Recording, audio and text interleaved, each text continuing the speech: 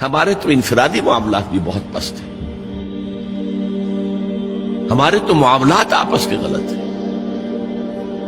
ہم تو جھوٹ اور دھوکہ اور فریب اور ملاوٹ اور خیانت اور غبن، اس میں تو ہم بہت ہائی مارکس جو ہیں سیکیور کر رہے ہیں۔ جارج برنارڈ شاہ نے کہا، میں جب قرآن پڑھتا ہوں تو محسوس کرتا ہوں کہ اس سے بہتر کتاب ممکن نہیں، اور جب مسلمانوں کو دیکھتا ہوں تو محسوس کرتا ہوں کہ ان سے زیادہ ذلیل قوم کوئی نہیں۔ یہ گواہی ہم دے رہے ہیں، یہ محمد کے ماننے والے یہ ہیں، یہ ہے امتی محمد کے، جو اپنے پاؤں پہ کھڑے نہیں ہو سکتے، جو اپنے معاملات مینیج نہیں کر سکتے، بیکاری، یہ اور کہاں ہے وہ دین؟ کوئی ایک ہی دنیا میں دکھا سکتے ہو کہ یہ ہے دین؟ آؤ see with your own eyes, this is دین الحق۔ یہ جو میں نے آپ سے کہا تھا نا، یہ بڑی نازک ذمہ داری، بڑی نازک، اس کا ایک اندازہ آپ کو ہو جائے گا خطبہ حجۃ الوداع سے۔ حضور نے جو خطبہ دیا، اور وہ عظیم ترین خطبہ ہے تاریخ انسانی کا، آخر میں موٹی موٹی باتوں کو پھر دہرایا۔ دیکھو عورتوں کا خیال کرو، عورتوں کے حقوق ادا کرو، دیکھو غلاموں کے ساتھ نیک سلوک کرنا، جو بھی تھی۔ پھر آپ نے ایک سوال کیا، الا هل بلغت، لوگوں میں نے پہنچا دیا یا نہیں؟ 1.25 لاکھ کا مجمع تھا، آج سے 1400 برس قبل 1.25 لاکھ کا مجمع بہت بڑی بات تھی، بہت بڑی بات، جبکہ ابھی اسلام صرف جزیرہ نما عرب تک محدود تھا۔ آج بھی پہلے کبھی ہو جاتے تھے 28-30 لاکھ بھی، ان مینیجیبل ہو رہا تھا معاملہ۔ اب سعودی عرب کی حکومت نے کو مینیج کیا، پابندیاں لگائی تو 20 لاکھ، یہی ہے نا، 1.25 لاکھ کا بند۔ اور اس کا نقشہ میں دکھا دوں، ایک ایک حرف آپ 3 مرتبہ کہہ رہے تھے۔ داہنی طرف رخ کر کے کہا، وہ سنا، پھر مکبر کھڑے ہوئے ہیں، اس نے سنا اور آگے پہنچایا، اس نے سنایا آگے پہنچایا۔ لاؤڈ سپیکر تو تھا نہیں، کوئی پبلک ایڈریس سسٹم تو نہیں تھا۔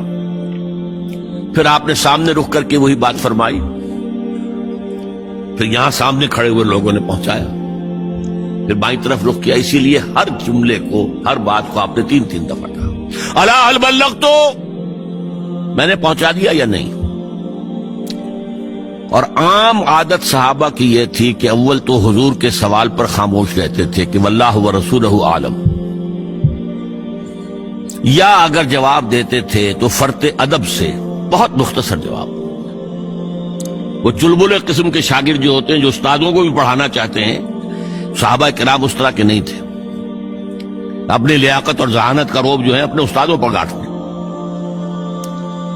وہاں تو یہ تھا کہ ایک بات جواب، یہاں 4 جواب دیے ہیں صحابہ نے۔ انا نشهد انك قد بلغت الرسالة واديت الامانة ونصحت الامة وكشفت الغمة۔ 3 مرتبہ حضور نے کہا الا هل بلغت، اور 3 مرتبہ جواب آیا انا نشهد انك قد بلغت الرسالة واديت الامانة ونصحت الامة وكشفت الغمة۔ اے نبی، ہم گواہ ہیں، آپ نے حق رسالت ادا کر دیا، آپ نے حق امانت ادا کر دیا۔ یہ قرآن تو ہمارے لیے اللہ نے نازل کیا تھا نا، آپ کے پاس تو امانت تھی۔ آپ نے امت کی خیر خواہی کا حق ادا کر دیا، آپ نے ہر قسم کی گمراہیوں کے، اندھیاریوں کے، اندھیروں کے پردے چاک کر دیے۔ 3 دفعہ یہ جواب لے کر انگشت شہادت سے اشارہ کیا آسمان کی طرف، پھر لوگوں کی طرف، اللہم اشہد، اللہم اشہد، اللہم اشہد۔ اے اللہ تو بھی گواہ رہے، یہ مان رہے ہیں کہ میں نے پہنچا دیا۔ They can't sue me in your court on the day of judgment۔ یہ میرے خلاف استغاثہ نہیں لا سکتے کہ میں نے پہنچانے میں کمی کی ہے، یہ مان رہے ہیں کہ میں نے پہنچا دیا۔ It was the sigh of relief جس کو کہتے ہیں 23 برس کی محنت شاقہ۔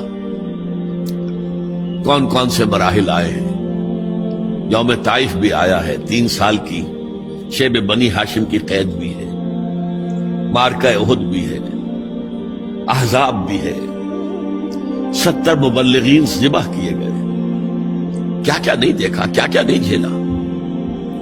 لیکن پھر بات کیا ہوئی؟ اب آپ نے آخری بات اللہم اشہد اللہم اشہد اللہ، اور اس کے بعد فَلْيُبَلِّغِ الشَّاهِدُ الْغَائِبَ. اب جو یہاں موجود ہیں ان کے ذمے ہے کہ پہنچائیں ان کو جو یہاں نہیں ہے. میں فارغ، میرے کندھے سے بوجھ اتر گیا، اب تمہارے کندھوں پر آیا. اب اس غائب میں وہ بھی تمام لوگ شامل تھے جو اس وقت دنیا میں تھے اور وہاں نہیں تھے. شاہد اور غائب کا لفظ آ گیا جہاں سے میں نے بات شروع کی تھی. شاہد اور غائب، شاہد موجود، فَلْيُبَلِّغِ الشَّاهِدُ الْغَائِبَ، اور غائب میں وہ بھی ہے جو قیامت تک آئیں گے. یہ ہے اس امت